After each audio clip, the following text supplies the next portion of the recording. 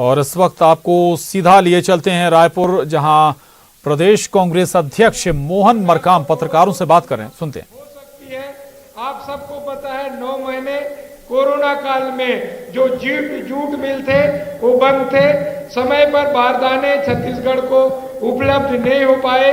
आप सबको पता है फेडरल एक्सचेंजर में संघीय ढांचा में केंद्र सरकार और राज्य सरकार की जो सीमाएं हैं, उन सीमाओं के तहत जो केंद्र सरकार जो जूट मिल जो जूट कमिश्नर है उनके माध्यम से जो छत्तीसगढ़ को बारदाना सप्लाई होना था वो भी नहीं हो पाया, जिसके कारण कुछ दिक्कतें जरूर हुई है।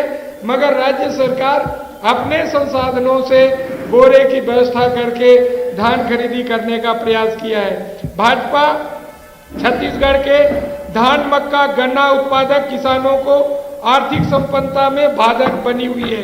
भाजपा बताए छत्तीसगढ़ के किसानों को 10,000 प्रति एकड़ में आर्थिक सहायता के पक्ष में है या विरोध में है। भारतीय जनता पार्टी के नेताओं को और भारतीय जनता पार्टी के प्रभारी को इसमें स्पष्ट कहना चाहिए कि वो हमारी सरकार जो 10,000 दे रही है उसका विरोध करते हैं या उसका समर्थन करते हैं।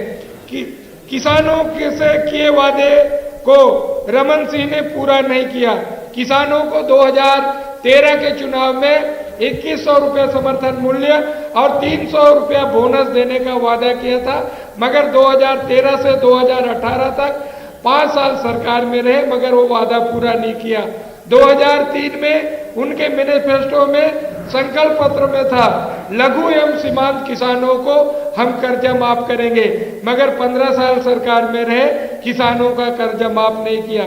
हमारी सरकार माननीय भूपेश बघेल जी की सरकार किसानों के हितैषी सरकार है, जो लगातार किसानों के हित में फैसले ले रही है। तो कहीं ना कहीं आज पूरा देश का पहला सरकार है, एक उदाहरण है जो छत्तीसगढ़ की सरकार किसानों के हित में कर रही है। भारतीय जनता पार्टी 15 सालों तक किसानों को ठगने का काम किया, इसीलिए 15 साल सरकार में रहने के बाद 90 सीटों में 14 सीटों पर सिमट गई है। उसके बाद भी भारतीय जनता पार्टी किसानों के नाम से राजनीति कर रहे हैं। तो कहीं ना कहीं हमारी सरकार किसानों के साथ है, किसानों के हित में फैसले ले रही है और आने वाले समय भी किसानों के साथ खड़ी रहेगी।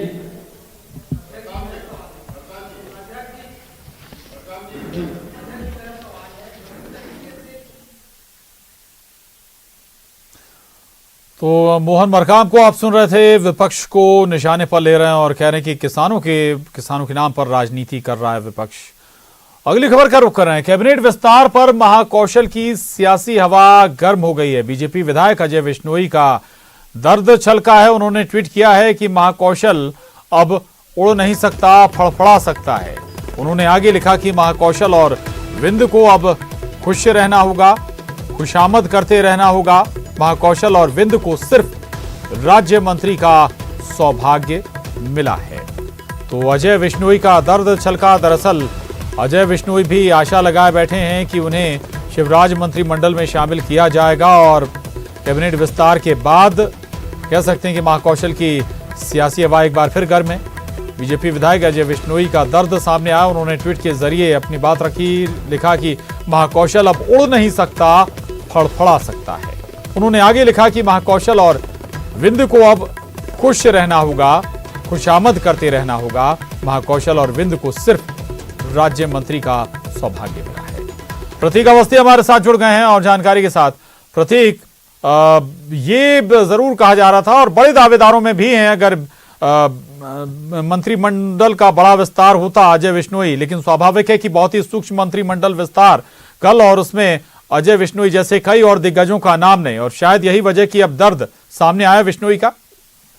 देखिए बेशक प्रशांत, कहीं ना कहीं जो शब्द कहता है ट्वीट का कि महाकौशल उड़ नहीं सकता, फड़फड़ा जी। सकता है। और कुछ ऐसा ही फड़फड़ाता भरा भाव जो है वो अजय विश्नोई का भी देखने को मिल रहा है, जो लगातार ट्वीट दर ट्वीट कर रहे हैं। इसके पहले भी जब मंत्रिमंडल विस्तार हुआ था तब भी हमने देखा था कि लगातार उनका ट्वीट वॉर चला था, उसके बाद संगठन रूप से उन्हें तलब भी किया गया था। और आज एक बार फिर जब एक सूक्ष्म मंत्रिमंडल विस्तार हुआ, यानी सिर्फ 2 मंत्रियों ने ही शपथ ली, उसके बाद भी उम्मीदें आज थी कि शायद महाकौशल या विन से कोई चेहरा सामने आएगा, लेकिन जी। फिर भी नतीजा सिफर ही रहा।